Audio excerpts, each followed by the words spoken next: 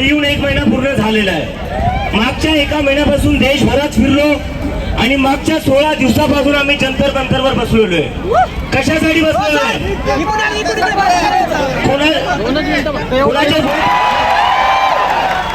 आणि भाजपचे जे प्रेसिडेंट आहे नितीन नबी ते थोड्या दिवसाआधी बोलले की जे लोक जंतर मंतरवर आहेत ते कॉकरोच आहेत, ते व्हायरस आहेत आणि व्हायरसचा खात्मा आमचे कार्यकर्ता करतील. तर या देशात जेव्हा जेव्हा मुलं विद्यार्थी परीक्षेचा मुद्दा उठवतात, बेरोजगारीचा मुद्दा उठवतात, त्याला हे सरकार व्हायरस म्हणून बघती. तर या सरकारला मला फक्त एकच सांगायचं, आम्ही व्हायरस नाही, आम्ही वॅक्सिन आहे.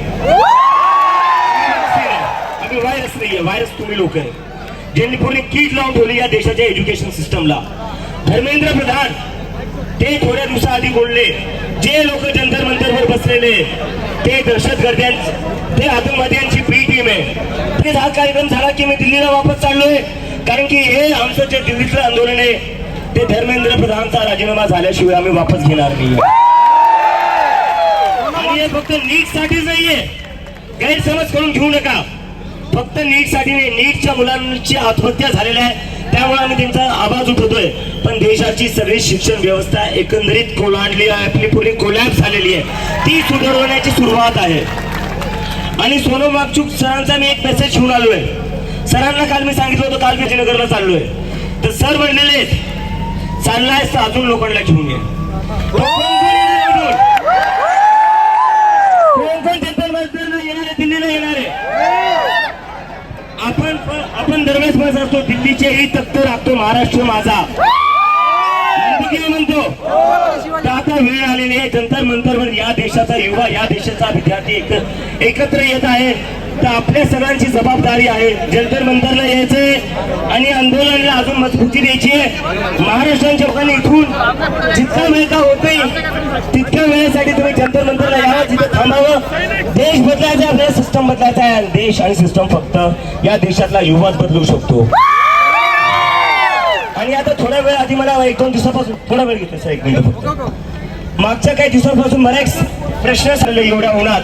सोनम वांगचुक 9 दिवसापासून उपाशी आहे, सरकार तरी ऐकायला तयार नाहीये, प्रधानमंत्री तरी ऐकायला तयार नाही. तर तुम्ही काय, यावर तुमचं काय म्हणणं आहे? तर माझ्या मनात प्रश्न येतो, जर देशाचे प्रधानमंत्री आपलं नाही ऐकणार तर कोणाचं ऐकणार? डोनाल्ड ट्रम्पचं ऐकणार का?